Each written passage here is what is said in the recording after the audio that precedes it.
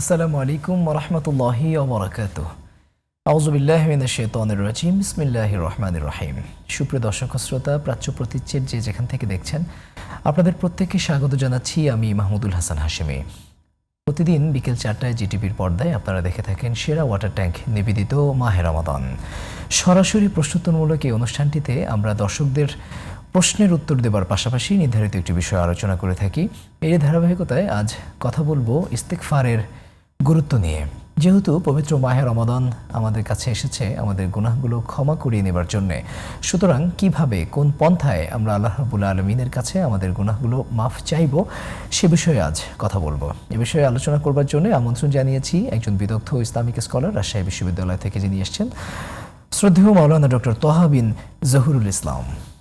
শেখ, কেমন আছেন? আলহামদুলিল্লাহ, আপনি কেমন আছেন? আলহামদুলিল্লাহ, ভালো আছি। শেখ, ইস্তিগফারের গুরুত্ব নিয়ে আমরা কথা বলবো, কথা শুনবো আপনার কাছে।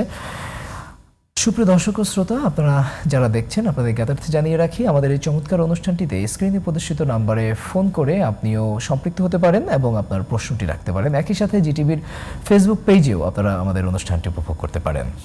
চলে যাচ্ছি সরাসরি আজকে নির্ধারিত বিষয় ইস্তিগফারের গুরুত্ব নিয়ে। পবিত্র কোরআনুল হাকিম আল্লাহ রাব্বুল আলামিন মানুষকে ক্ষমা করবার জন্যে নানাভাবে তিনি আহ্বান জানিয়েছেন যাতে মানুষ ক্ষমা চায়, এবং আল্লাহ রাব্বুল আলামিনও তিনি বলেছেন যে লা তাকনাতু মির রাহমাতিল্লাহ, আল্লাহর রহমত থেকে নিরাশ হও না, বরং ক্ষমা চাও, আল্লাহ রাব্বুল আলামিন ক্ষমা করে দেবেন। আপনার কাছে জানতে চাইবো ইস্তিগফার বলতে আমরা কি বুঝবো এবং আমরা কিভাবে ইস্তিগফার করব? ইন্নাল হামদুলিল্লাহ ওয়াসসালাতু ওয়াসসালামু আলা রাসূলিল্লাহ ওয়া বা'দ। সম্মানিত বিজ্ঞ উপস্থাপক, আপনি খুব সুন্দর একটি বিষয় উত্থাপন করেছেন যেটা আমাদের জন্য খুবই প্রয়োজন। ইস্তিগফার এমন একটি আমল, যে আমল দ্বারা যখন আল্লাহ রাব্বুল আলামিনের বান্দার পিঠটা দেওয়ালে ঠেকে যায়, যখন পিছনে আর সরার বা পিছনে ব্যাক করার কোনো সুযোগ থাকে না, তখন যদি কোনো ব্যক্তি বেশি বেশি আস্তাগফিরুল্লাহ আস্তাগফিরুল্লাহ আমলটি করে, আল্লাহ রাব্বুল আলামিন তার সমস্ত বালা মুসিবত দূর করে দেয় এবং তার কাজটাকে সহজ করে দেয়। সুবহানাল্লাহ। এছাড়া রাসূল সাল্লাল্লাহু আলাইহি ওয়াসাল্লাম বলেছেন, মান ক্বালা আস্তাগফিরুল্লাহ আস্তাগফিরুল্লাহ আস্তাগফিরুল্লাহ ওয়া হিয়া মুস্তাজাবুদ দাওয়া, যে সমস্ত ব্যক্তি বা যে আল্লাহর বান্দারা রাসূলের উম্মতেরা বেশি বেশি ইস্তিগফারের আমল করতে থাকবে এবং জিকিরের মধ্যে এটাকে প্র্যাকটিস করতে থাকবে, উঠতে বসতে এটা করতে থাকবে, আল্লাহ রাব্বুল আলামিন তাদেরকে বিশেষ একটি যোগ্যতা দান করে। সেটা হচ্ছে মুস্তাজাবুদ দাওয়া। তারা আল্লাহকে যা বলেন আল্লাহ রাব্বুল আলামিন তাই কবুল করে নেন। সুবহানাল্লাহ। এই শাহরুর রমাদানে বেশি বেশি ইস্তিগফারের প্র্যাকটিস করা। রাসূল সাল্লাল্লাহু আলাইহি ওয়াসাল্লাম বলেছেন, তোমরা যদি তোমাদের কাজের মধ্যে বারাকা পেতে চাও, অথবা কাজের মধ্যে কোনো ভুল হয়ে গেছে অনিচ্ছায়, যেটা আল্লাহ রাব্বুল আলামিনের পছন্দনীয় না, যদি একেবারে নিষ্কলুষ থাকতে চাও, পরিশুদ্ধ রাখতে চাও আত্মাকে, নফসকে, তাহলে তোমরা বেশি বেশি আস্তাগফিরুল্লাহর আমল করো। আল্লাহ রাব্বুল আলামিন চাইতো তোমাদের অন্তর পরিশুদ্ধ করবেন এবং তোমাদের কাজের মধ্যে বারাকা দান করবেন। সুবহানাল্লাহ। আমরা এই শাহরুর রমাদানে আমরা যারা ব্যবসায়ী আছি, ব্যবসার ফাঁকে ফাঁকে আমরা বেশি বেশি আস্তাগফিরুল্লাহ পড়ব। আমরা যারা শ্রমজীবী আছি, আমরা যারা ডেইলি লেবার আছি, আমরা যারা কাজ করছি, কাজের শুরুতে আস্তাগফিরুল্লাহ আমলটি জারি রাখবো। এবং আমরা যারা চাকরিজীবী আছি, যারা জব হোল্ডার, আমরা এই যে কাজ করছি, আমরা লিখছি, আমরা কোনো ফাইল মেনটেন করছি, সুযোগ থাকলে আমরা বলি আস্তাগফিরুল্লাহ। আল্লাহ রাব্বুল আলামিন চাইতো আমাদের জীবনের গুনাহ খাতাগুলো মাফ করে দেবেন। এছাড়াও রাসূল সাল্লাল্লাহু আলাইহি ওয়াসাল্লাম বলেন, আখিরুজ জামানের উম্মতদেরকে বেশি রাসূল সাল্লাল্লাহু আলাইহি ওয়াসাল্লাম ইন্ডিকেট করেছে, অর্থাৎ আমরা যারা রাসূলের শেষ সময়ের উম্মত, আমরা যদি কায় মনোবাক্যে রাতের অন্ধকারে, নিঝুম অন্ধকারে আমরা যদি সিজদা অবনত অবস্থায় আল্লাহ রাব্বুল আলামিনের কাছে ইস্তিগফার পড়ি, সাইয়্যিদুল ইস্তিগফার পড়ি, অথবা আমরা যদি বলি আস্তাগফিরুল্লাহাল্লাযী আল হাইয়ুল কাইয়্যুম ওয়া আতুবু ইলাইহি লা হাওলা ওয়ালা কুওয়াতা ইল্লা বিল্লাহিল আলিয়্যুল আযীম, এতটুকু যদি আমরা পড়ি, চোখের পানিটা ছেড়ে দিই এবং আমরা যদি কমপ্লিটলি রব্বুল আলামিনের কাছে সারেন্ডার হয়ে যাই, রব্বুল আলামিন বলেছেন মাগফিরাতুম মিনাল্লাহ, আমি আমার বান্দাদেরকে সাধারণ ক্ষমা ঘোষণা করে দেব। শুধু তাই নয়, ইউবাদদিলুল্লাহ, আল্লাহ এখানে প্রেজেন্ট অ্যান্ড ফিউচার ব্যবহার করেছেন, চেঞ্জ করে দেব, বদল করে দেব, উল্টিয়ে দেব। সাইয়্যাতিহিম হাসানা, সমস্ত অকল্যাণ বিষয়গুলোকে আমি আল্লাহ চেঞ্জ করে দেব, মুছে ফেলবো, রেজার করে দেব। কি দিয়ে? হাসানা, ভালো কিছু দিয়ে, লাভ দিয়ে এবং কল্যাণ সূচক বিষয় দিয়ে আমি আল্লাহ পরিপূর্ণ করে দেবো। সুবহানাল্লাহ। এখান থেকে আমাদের শিক্ষা হচ্ছে এটাই, ইস্তেগফারের গুরুত্ব এত বেশি, সিগনিফিকেন্ট এত বেশি। আমরা যদি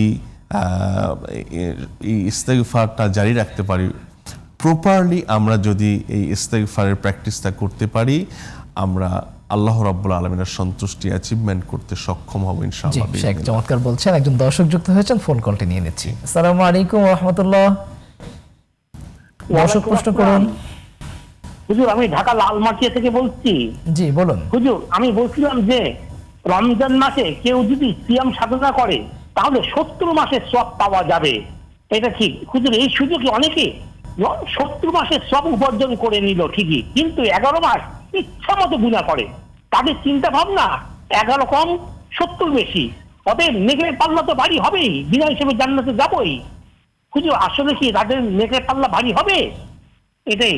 জি, চমৎকার প্রশ্ন করেছেন শেখ। আমাদের মানুষের মাঝে অনেকের এরকম ধারণা আছে, তারা হয়তো ভাবেন যে রমাদানে 1 মাস আমল করলে যেহেতু 70 মাসের, অথবা আল্লাহু ইয়াদাইফুল মাইয়াশা আরো বাড়িয়ে দেওয়া হয়, জি, সুতরাং বাকি 11 বছর আল্লাহর আদেশ বা নিষেধ এগুলো না মানলেও চলবে। জি জি জি। এখানে দেখেন, আমরা একটি কথা প্রথমে বলবো, ওমাইয়াগফিরুয যুনুবা ইল্লাল্লাহ। আমরা আসলে গুনাহ খাতা বিভিন্ন সময় করে থাকি, এই গুনাহ খাতার জন্য আমরা আল্লাহর কাছে তো মাফ চাইবো, কারণ আল্লাহ বলেছেন ওমাইয়াগফিরুয যুনুবা ইল্লাল্লাহ, আল্লাহ ব্যতীত আমাদেরকে তো ক্ষমা করতে পারে না। আমরা পাপ করি বাকি 11টি মাস, ক্ষমা চাই, ইবাদত করি, একটা ইবাদতের মৌসুম মনে করি বা একটা ইবাদতের মাস মনে করি শুধুমাত্র শাহরুর রমাদানকে। এই চিন্তা, এই টেন্ডেন্সি থেকে আমাদেরকে বের হয়ে আসতে হবে। আসলে মহান রব্বুল ইজ্জত ওয়াল জালাল আল ইকরাম আমাদেরকে শাহরুর রমাদান দিয়েছেন একটা অপার সম্ভাবনাময় নিয়ামত হিসাবে, যেন বান্দারা এই একটা মাসে তারা যেন ট্রেন্ড আপ হয়। হ্যাঁ, ট্রেনিং নিয়ে বাকি 11টা মাস যেন সুন্দরভাবে তারা যেন কিয়ামুল লাইলের যে অভ্যাসটা হচ্ছে এই 30 দিন, বাকি যে 11 মাস আছে সেটা যেন আমরা এই কিয়ামুল লাইলটা সুযোগ পেলে বা আমাদের সম্ভব, আমাদের মাসনা মাসনা মাসনা, রাসূল বলেছেন তোমরা রাতের অন্ধকার যখনই নেমে আসবে তোমরা রাতের শেষ ভাগে 2 রাকাত করে নামাজ পড়ো, এটা তোমাদের জীবনের জন্য কল্যাণ বয়ে নিয়ে আসবে। সুবহানাল্লাহ। এই যে প্র্যাকটিসগুলো, কিয়ামুল লাইলের প্র্যাকটিস, এটা আমরা জারি রাখবো। এরপরে আমরা শাহরুর রমাদানে জিনা থেকে বিরত থাকি এবং রমাদানে যে সকল ভালো কাজগুলো করি এবং খারাপ কাজ থেকে বিরত থাকি, এই অভ্যাসটা আসলে রমাদান শুধু নয়, পুরো বছর। এই যে আমাদের যিনি প্রশ্ন করেছেন আমাদের প্রিয় দিনী ভাই, তিনি বলেছেন যে আমরা এই যে 70 মানে 70 গুণ বেশি সওয়াব অর্জন করলাম, তার মানে বাকি 11 মাস আমরা যদি সালাত থেকে, সিয়াম থেকে দূরে থাকি বা আকবরুল কাবায়ের যদি করতে থাকি, কবিরা গুনাহ করতে থাকি, এটা কোনো না প্রিয় ভাইরা, এটা কোনোভাবেই করা যাবে না। আপনি আকবরুল কাবাইর ইচ্ছাকৃতভাবে করতেই পারবেন না, যদি করেন মনে রাখবেন ফিনারি জাহান্নামা খালিদিনা ফিহা আবাদান আবাদা। জি শেখ, একজন দর্শক যুক্ত হয়েছেন, আমরা ফোন কলটি নিয়ে নেই। আসসালামু আলাইকুম ওয়া রাহমাতুল্লাহ। দর্শক প্রশ্ন করুন। হুজুর, আসসালামু আলাইকুম। হুজুর, মাসুম কুমিল্লা ধর্মপুর থেকে। জি মাসুম ভাই, শুধু প্রশ্নের মূল জায়গাটি বলুন। দুটি প্রশ্ন। প্রথম প্রশ্নটি হলো যে মহিলারা মাসিক অবস্থায় দোয়া দুরূদ কোরআন পড়তে পারবে কিনা। দ্বিতীয় প্রশ্নটি কোরআনের সূরা নিসার 142 নম্বর আয়াত, মুনাফিকরা যখন নামাজ আদায় করে তারা অলসভাবে নামাজে দাঁড়ায়, তারা লোক দেখানোর জন্য নামাজ পড়ে, আর মানে কি, কোরআন কি বলতেছে? আসসালামু আলাইকুম। ওয়ালাইকুম আসসালাম। আরেকজন দর্শক যুক্ত হয়েছেন, কে আছেন আমাদের সাথে?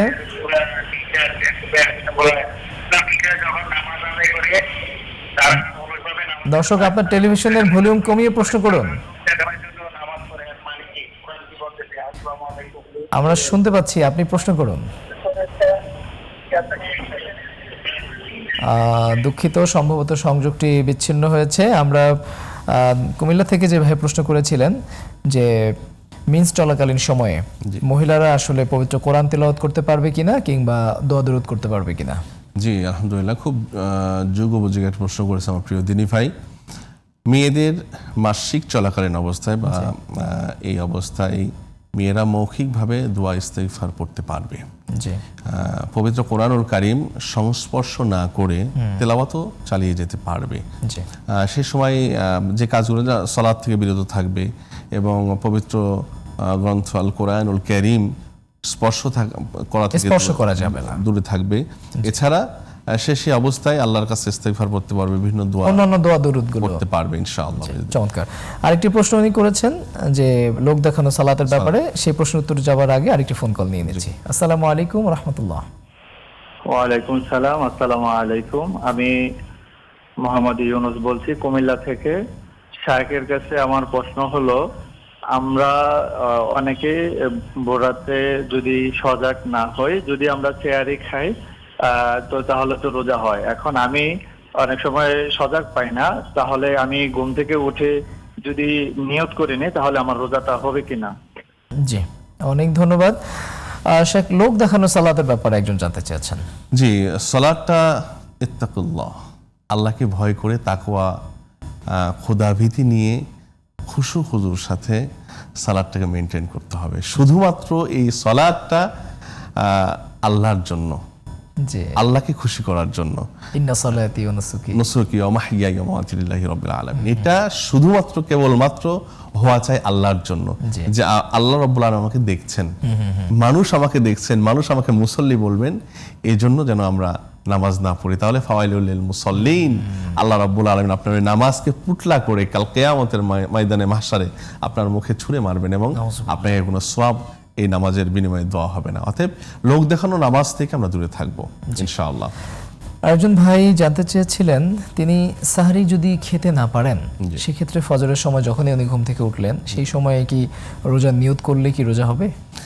জি, আমার একান্ত প্রিয় ভাই প্রশ্ন করেছেন যে ঘুমিয়ে গেছেন, এটা যেন প্র্যাকটিস না হয়ে যায় যে আমি ইচ্ছাকৃতভাবে সাহরিটাকে ইগনোর করতেছি। মনে রাখবেন, সাহরির মধ্যে আল্লাহ রাব্বুল আলামিন মুবারাকা বিশেষ একটি বরকত রেখেছেন। জি জি, আমরা এটা বরকত মনে করে খাবো, রাসূলের সুন্নাহ অনুযায়ী এটাকে মেনটেন করবো ইনশাআল্লাহ বিইذنিল্লাহ। তবে আল্লাহর বান্দা তো ভুল করতেই পারে বা আমাদের মিসিং হতেই পারে। যদি এটা মিসিং হয়ে যায় আমাদের অনিচ্ছায়, যে ঘুম থেকে জাগ্রত হতে পারলাম না, এরকম আমাদের অনেকের হয়ে যায়, আমারও হয়।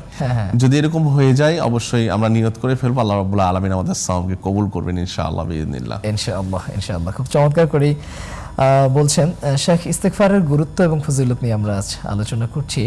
ইস্তেগফারের ক্ষেত্রে একটি তো বললেন যে আস্তাগফিরুল্লাহ বলা, এটি কি শুধু আস্তাগফিরুল্লাহ বললে হয় নাকি আস্তাগফিরুল্লাহ রাব্বি মিন কুল্লি যামবিন, যে পুরো আলোচনা যে দোয়াটি রয়েছে সেটি পড়তে হয়? এ বিষয়ে আপনার কাছ থেকে জানবো, তবে তার আগে একটি বিরতি নিয়ে নিব। সুপ্রিয় দর্শক, আপনারা দেখছেন সেরা ওয়াটার ট্যাঙ্ক নিবেদিত মাহে রমাদান অনুষ্ঠানের পর্যায়ে ছোট্ট একটি বিরতি নিচ্ছি, ফিরছি কিছুক্ষণ পর। আপনারা দেখছেন সেরা ওয়াটার ট্যাঙ্ক নিবেদিত মাহে রমাদান অনুষ্ঠানে আবারও আপনাদের স্বাগত জানাচ্ছি। আমি মাহমুদুল হাসান হাশেমি এবং আপনাদের প্রশ্নের উত্তর দেওয়ার জন্য রয়েছেন শেখ মাওলানা ডক্টর তাহা বিন জহুরুল ইসলাম। শেখ, আমরা ইস্তেগফারের গুরুত্ব নিয়ে কথা বলছিলাম, জানতে চেয়েছিলাম যে ইস্তেগফার কি পুরোটাই পড়তে হয় না শুধু আস্তাগফিরুল্লাহ পড়লেও চলে?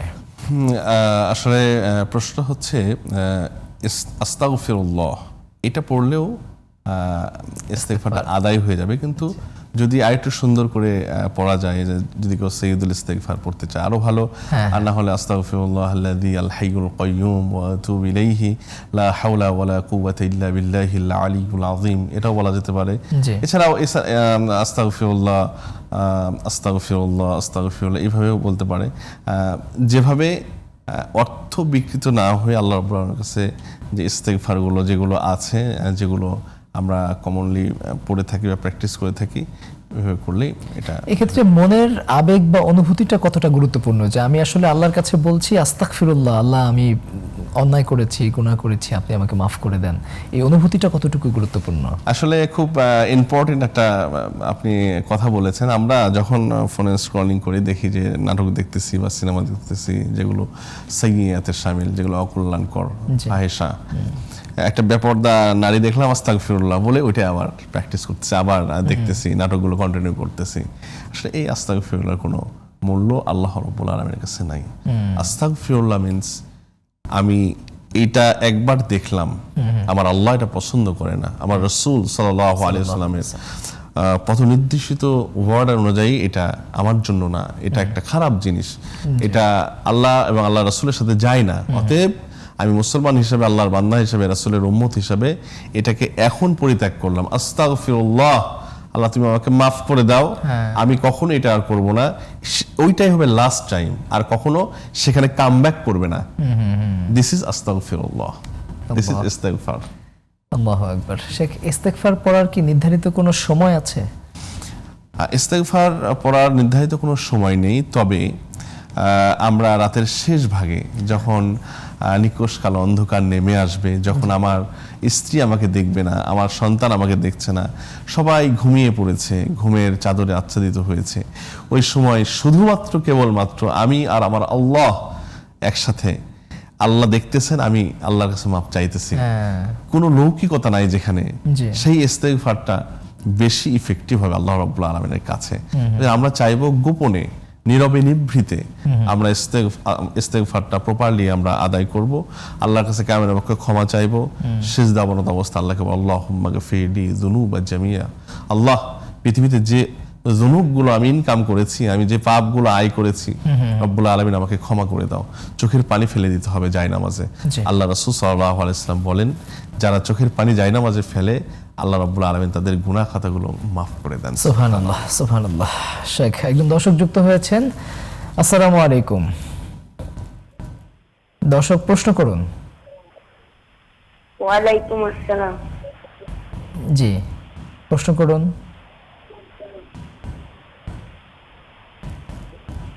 আপনি কে? দুঃখিত। শেখ, আমরা ইস্তেগফারের গুরুত্ব নিয়ে কথা বলছি। ইস্তেগফার কখন করতে হবে সে বিষয়ে আমরা আপনার কাছ থেকে খুব চমৎকার দিক নির্দেশনা পেলাম, যে এটি আসলে ভোর রাতে একান্ত নিবিড় সময় আল্লাহ রাব্বুল আলামিনের কাছে শুধুমাত্র স্পেসিফিক কোনো টাইমকে আমরা উল্লেখ না করি, আমরা যে কোনো সময়, আমি একটা খারাপ কাজ করে ফেলেছি, এখন আমার দ্বারা কোনো খারাপ কিছু সংঘটিত হয়ে গেছে, আমরা দিন আন দিন আস্তাগফিরুল্লাহ পড়বো, কিন্তু স্পেসিফিকলি আল্লাহ রাব্বুল আলামিনের কাছে নিজেকে কমপ্লিটলি সারেন্ডার করা বলেন বা কায়মনে বাক্যে একান্তে, সেটার জন্য শেষ রাতটা বেস্ট। তবে আমরা যখনই কোনো খারাপ কাজ করব, যখনই কোনো খারাপের দিকে ধাবিত হব, তখনই আমরা আস্তাগফিরুল্লাহ এটা প্র্যাকটিস করবো ইনশাআল্লাহ। এক্ষেত্রে কি কোনো সংখ্যা নির্ধারিত করা প্রয়োজন আছে, যে আমি প্রতিদিন সকালে 100 বার, মাগরিবের পরে 100 বার আস্তাগফিরুল্লাহ বলবো?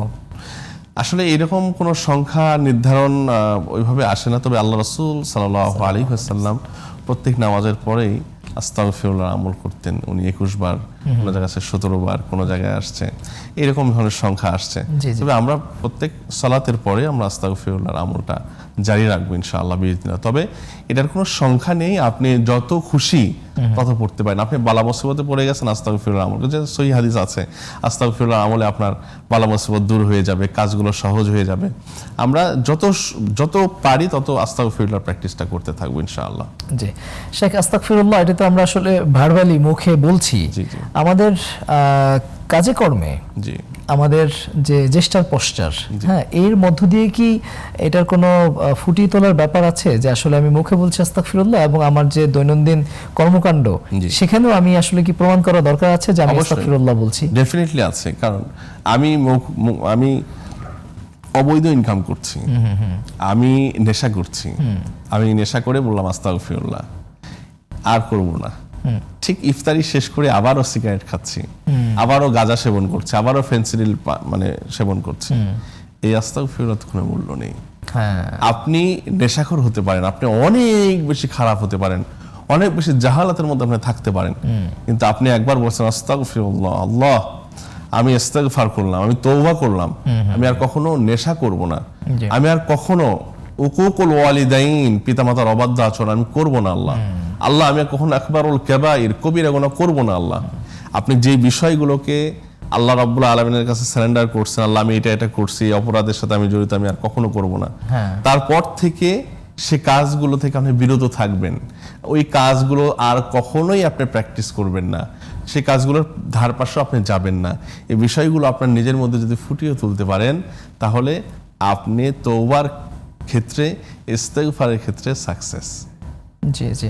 ইস্তেগফারের ক্ষেত্রে আমরা ভার্বালি কাজ করব, অথবা আমরা আমাদের কর্মকাণ্ডের মধ্য দিয়ে আমরা ইস্তেগফারটা যেটা বহিঃপ্রকাশ ঘটাবো, এই আল্লাহ রাব্বুল আলামিনের কাছে ক্ষমা চাওয়ার ক্ষেত্রে দান সাদাকা করার অথবা কোনো ভালো কাজ করার কি কোনো প্রয়োজনীয়তা আছে কিনা, যে আগে একটু সাদাকা করে নিলাম, এরপরে আল্লাহর কাছে ক্ষমা চাইলাম? দান সাদকা তো অবশ্যই গুরুত্বপূর্ণ বিষয়। আস-সাদকাতু তারাদ্দুল বালা। দান সাদকা আসলে বালা মুসিবত দূর করে দেয়। জি। দেখেন, পাপও একটা আমাদের জন্য বালা মুসিবত, কারণ জুনুব, সমস্ত সাইয়্যাত, এগুলোই তো আমাদের উপরে বালা মুসিবত ডেকে নিয়ে আসে। জি জি এই জন্য অবশ্যই দান সদকা করার পর যদি কেউ তওবা করে, এটা ভালো, অবশ্যই ভালো, এটাকে নেগেটিভ ভাবে দেখার কোনো সুযোগ নেই। দান সদকা করা এটা খুব উত্তম কাজ, আল্লাহ এবং তার রাসূল সাল্লাল্লাহু আলাইহি ওয়াসাল্লামের খুব পছন্দনীয় কাজ। রাসূল সাল্লাল্লাহু আলাইহি ওয়াসাল্লাম এই শাহরুর রমাদানে বাতাসের গতিতে দান করতেন। সুবহানাল্লাহ। সুবহানাল্লাহ। আমরাও চেষ্টা করব, আমরা আমাদের পাপ থেকে ক্ষমা পাওয়ার জন্য, আমাদের অর্জিত গুনাহ খাতা থেকে আল্লাহর কাছে পরিত্রাণ পাওয়ার জন্য আমরা আমাদের দুহাত খুলে দান করব ইনশাআল্লাহ। এর সাথে ইস্তেগফার পড়ব, এটা খুব ভালো, আলহামদুলিল্লাহ। ইস্তেগফার এটি তো তওবারই একটি অংশ। আসলে আমরা যদি তওবা করতে চাই তখন এভাবে ইস্তেগফারগুলো করতে হয়। তওবার ক্ষেত্রে ইস্তেগফার ছাড়া আর কোনো বিষয় কি আছে? তওবার ক্ষেত্রে আমরা সালাতের মাধ্যমে, তাহাজ্জুদে শেষ সময়ে নিজের সমস্ত অপরাধগুলোকে স্মরণ করে আমরা কাওয়ানে বাক্যে তুবু ইলাল্লাহি তাওবাতান নাসুহা, একনিষ্ঠভাবে ইখলাসের সাথে একেবারে নিগুড়ভাবে আল্লাহকে হাজির নাজির জেনে সমস্ত খারাপ আমাদের কাজগুলোকে স্মরণ করে, মাথা নিচু করে, লজ্জিত হয়ে, শর্মিন্দা হয়ে আল্লাহ রাব্বুল আলামিনের কাছে আমরা রোনাজারি করবো, অ্যাপোলজি করব, ক্ষমা চাইতে থাকবো, আর আমাদের চোখ দিয়ে অবারিত পানি ঝরাবো। আল্লাহ রাব্বুল আলামিন ক্ষমা করবেন ইনশাআল্লাহ। ইনশাআল্লাহ। শেখ, আপনাকে অনেক মোবারকবাদ, আন্তরিক কৃতজ্ঞতা জানাচ্ছি। শুকরান, জাযাকুমুল্লাহ। সুপ্রিয় দর্শক, আপনারা দেখছেন সেরা ওয়াটার ট্যাঙ্ক নিবেদিত মাহে রমাদান। আজ এ পর্যন্তই। আবারও আগামীকাল নির্ধারিত সময়ে অন্য একটি বিষয়ে অন্য একজন অতিথিকে সাথে নিয়ে আপনাদের সামনে উপস্থিত হব। ততক্ষণ পর্যন্ত আল্লাহ রাব্বুল আলামিন আপনাকে, আমাকে, আমাদের সবাইকে অনেক ভালো রাখুন। আমিন। ওয়া আখিরু দাওয়ানা আলহামদুলিল্লাহি রাব্বিল আলামিন। আসসালামু আলাইকুম ওয়া রাহমাতুল্লাহি ওয়া বারাকাতুহু।